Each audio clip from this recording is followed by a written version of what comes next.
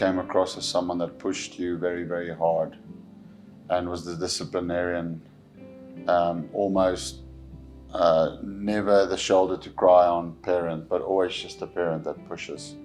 And obviously on my mom's side was the supporting mom, like all mothers are, unconditional. Regardless if I score 0 or 100, it's exactly the same love that you feel. With my dad, it felt at times like it was transactional. Score runs, you feel as a kid, okay, there's love. Don't score runs, okay, it's not there. So that was it's an interesting one to go through. And I think in the book I go through that process, that I think the balance of my mom and my dad was really good. My dad was in the professional sport before me, so I think that desire to be a professional sportsman is something that he put in towards me. Initially it was rugby and cricket, but I wasn't as good as rugby as I was with cricket. So the thing that I think really helped me was the fact that he knew how to push me to do bigger things. So I would train with kids that were 3-4 years older than me. He would put the bowling machine on fast. He'd ask the bigger boys to try and bowl the ball at my head, to try and hit me on the head, like things like that. It's probably not normal, but it is a way of getting someone to a level that they're not at yet. And I think that is actually something that I'm really grateful for, because it gives you that almost that resilience. Was it always fun? No, but I don't think as a kid, looking back on it now, if I always wanted fun, I probably I wouldn't sit here today, because you'd give up sooner than you did. So now I know about resilience. I know about getting up when you've been kicked down. I know that you fail, you have to keep coming back. But as a kid, do you know that? No, you probably would just, I remember scoring my 3rd duck in a row, and I was like, I'm done. I don't want to do this anymore, because you don't understand emotions yet. When you're at that age, you're still immature. So there, yes, you need someone that's going to push you, that knows better for you. So that balance, I think, was there.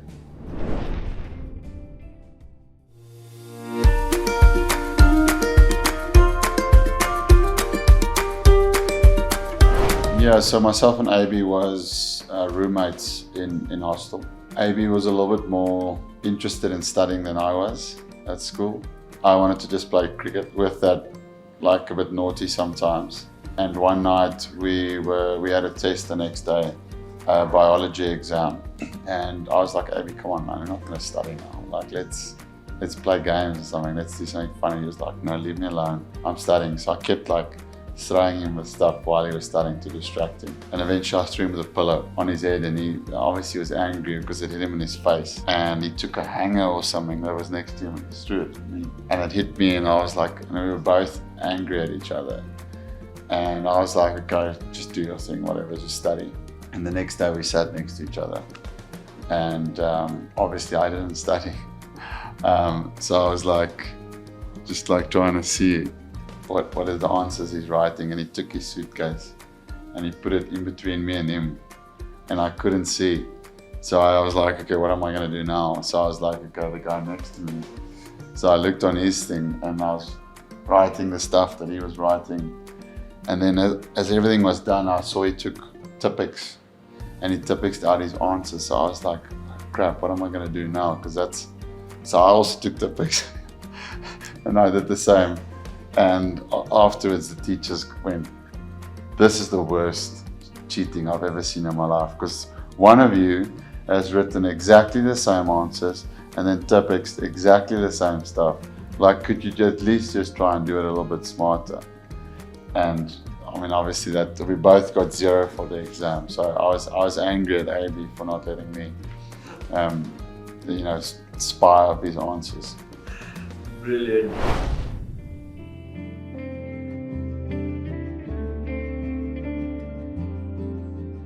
From an immaturity point of view, when you're at that age, we were competitors before we were friends. So we were the two most gifted cricketers from different places. and then got together at school to play together. So I think then the friendship grew from that. And because the competitiveness was always there, obviously you want to do better than the other guy. That's just something that was instilled in me as an athlete, as a performer, and the exact same with AB.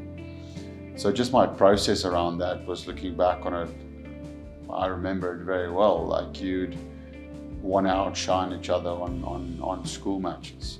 So I remember going through the process of like, I'm actually hoping that he doesn't score runs today, because then if I score runs, then I look better.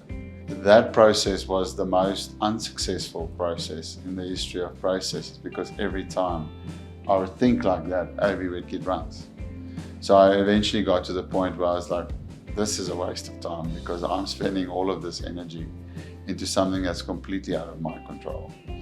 And then it got to a point where obviously AB's career just shot the lights out in terms of the way he was moving through it. And I was just once again became the friend and the fan of AB. It was just like, I just want the best for you. I want you to shoot the lights out. I want you to score 100 every time, because it's got actually nothing to do with my journey. My journey looks completely different to you. And my whole career, I can think of probably 80% of the press conference was about AB de Villiers. So that was always there. It was always about AB, initially, and even at the back end of captaincy. Where's AB? When's AB coming back? Why is AB not here? It was always that. So by that time, it was just a friendship, just supporting his journey.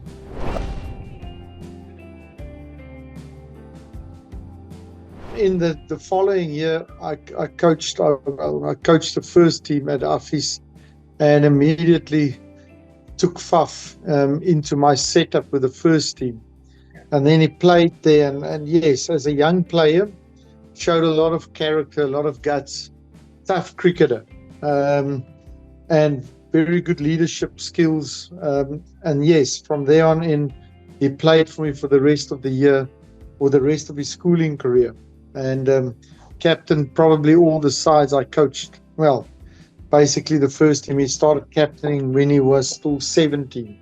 So yes, he did very well, and obviously I like the fact that he was a good leader with good characteristics, or personality traits and so on. I basically joined the first team, and they were always playing around. And we had a professional coach that played for South Africa, Dennis Lindsay.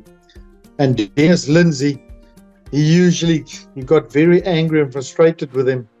And then he would chase him away from the practices or the training sessions. And then the two would always just slip away to the back nets, and they went and trained there. And then Dennis Lindsay would go around again and chase them away at the back nets. So Faf always found a way to train. There was one day where he came to me in school time and he said, "So I can't practice today. I don't have a kit." And I said to him, "Well, Faf, I don't care what you're doing, but you are going to train today." So the next moment, the afternoon, he arrived and he started training. And I asked him, "You know what, Faf, so where did you get your kit?" He said, "No, out of my room." And I said, "But I thought your kit wasn't here." He said, "No, it was always in my room, but the door was locked and I lost the key." I said, "But how did you get your kit then?" And then he just said, "I broke a window, climbed through the window, and I got my kit." And I said, "Fuck, but you can't do that. That's vandalism. And the school is not going to allow that." And he said, "Sir, but you forced me to come and practice." So that's what I did. So I found a solution at the end of the day. So that was some of the stories. I know a lot of staff members will always remember Faf as the guy sitting in a classroom without his shoes on. So he used to always get into the classes or come into the classes. It was hot, and then he would basically take his shoes off and just looked a bit sloppy. But that was Faf du Plessis as a schoolboy player or person.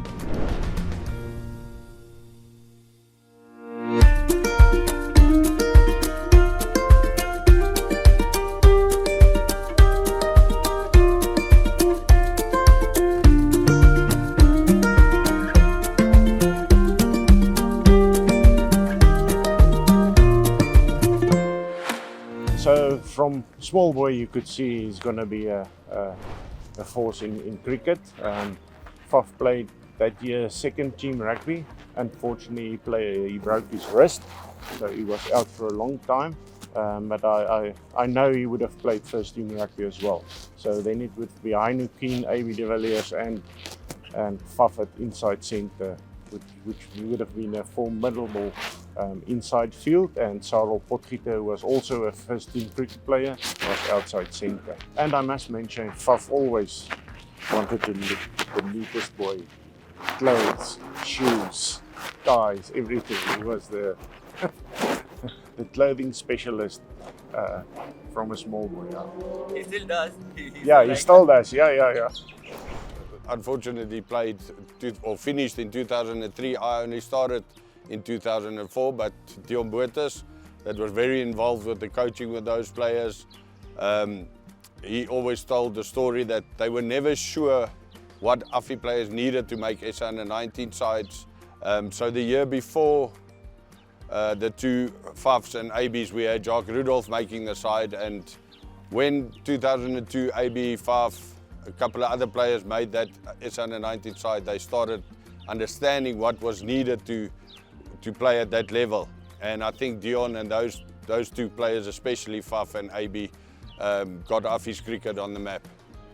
The impact they had on cricket at the school is unbelievable. The kind of players that still come to Affie's because of those two players' names I can't explain how easy it is to speak to people about those two players. I think their record stands for itself. There's no need to speak about Faf and AB and what they have produced in their careers. So they're the best marketing material. Well, up to now, they're the easiest marketing tool.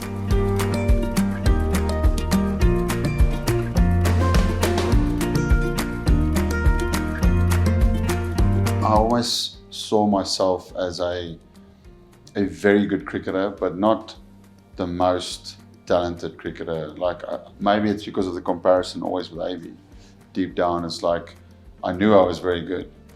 But with captaincy, I almost had that conviction that this was me, this was my purpose, this was what I was born to do. So I really felt that confidence and that conviction through that. So then, just through time and my journey through leadership and everything that I learned at that time, especially when it came around with captaining the national side. Obviously, I was a little bit older. I've played a lot at that stage, and I knew exactly what I was all about. Then it was about, for me, okay, how can you bring the best out of people? How can you make them the best version of themselves? And then you use all these little things that you've learned over time through different people, different leaders, different environments, different cultures, and you throw all of that into the program of what is me, and then through that you try and put something out there that is, okay, I've learned that from that guy to get the best out of that guy. Through my own experience, that will work there. This guy will need this, that guy will need that. So then it becomes about man management, about different players. It's okay, how can I get the best out of him? He doesn't need that way. All of us doesn't need one way, but it's different ways for different guys. And I think, once again, that will come back from different experiences over different times. But yeah, for me, it was just about having relationships with people in my team. And the reason why I believe relationships are important is because it builds trust. And I think you can't have trust without having a relationship. And once again, it's a blueprint of CSK, isn't it? Really strong relationships create strong trust. So it became a very important thing for me in captaincy. In order for me to get the best out of players, I needed to have a relationship with them where they could trust me, so that my decision making for them was always for their best interest. To make them a better player or to make the team a better team, decisions was always based around that. So I think when people truly believe that you have their best interest at heart, or the team's best interest at heart, and not yourself best interest at heart, then it will go a long way with their own personal growth, but also taking the team in a direction that is the best for the team.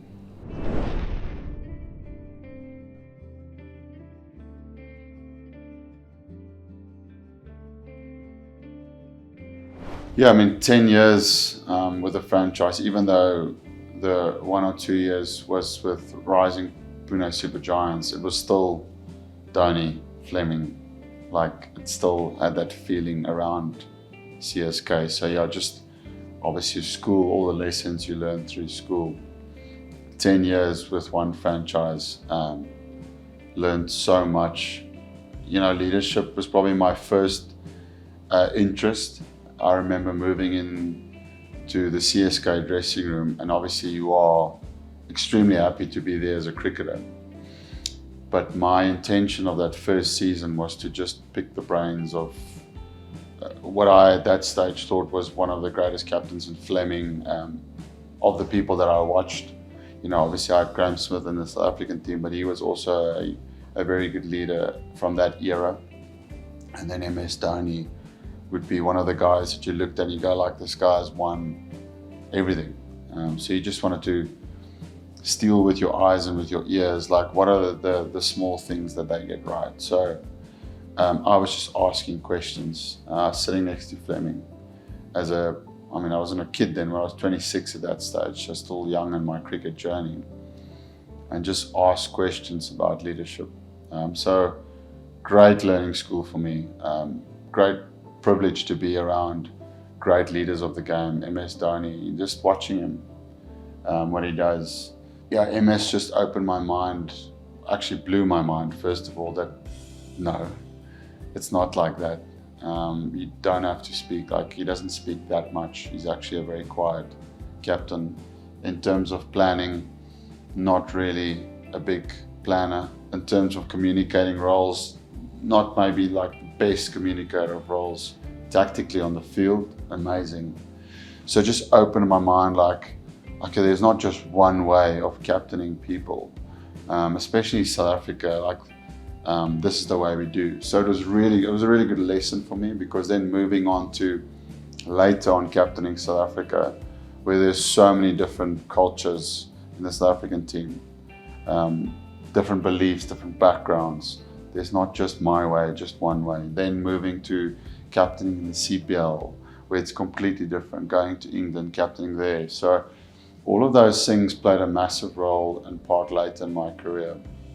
The way it shaped me from a leadership perspective, being with the Chennai Super Kings.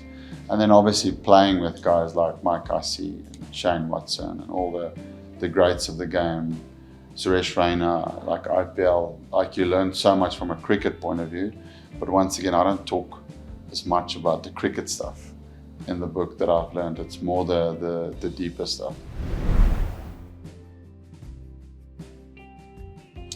Yeah, so going back when I was playing for South Africa, I got a few requests if I would be keen on writing a book. And at that stage, my answer was no. I didn't feel the need. Also didn't have the time to do it. And then fast forward probably about 2 years later, when COVID came around, that same questions was posed at me again. I asked myself this question, am I interested in writing a book? What would I write about? So there was a lot of stuff that I almost processed in my own mind. And the answer to that was, if I was going to do this, I have to fully commit to it. And then I also asked myself, well, what would the book be about? And the first thing was that cricket wasn't that. I didn't want to write about my greatest hits in terms of centuries or wins or stuff. And the things that came out of almost like that instinct, first, like that gut feeling of what would I say, was the things around culture, leadership, and relationships. I think those were the three themes in the book. Even now looking back on it, probably comes through the most as the themes. But then also I was like, okay,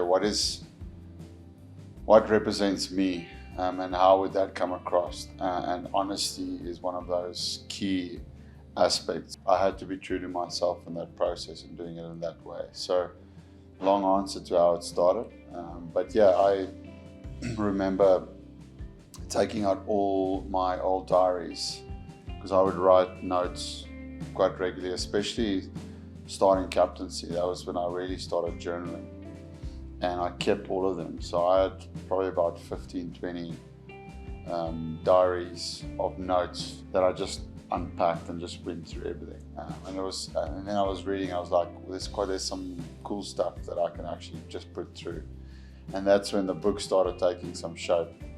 And I would sit until 2 in the morning and just, first it was writing, and then I was like, this is what happens if the paper burns, or like, you know, that feeling when it's going to get lost, or someone will throw it in a dustbin. So I was like, I need to get it into the cloud. And that's when I put it on Keynote, which I didn't really understand first of all, but my wife gave me some tips.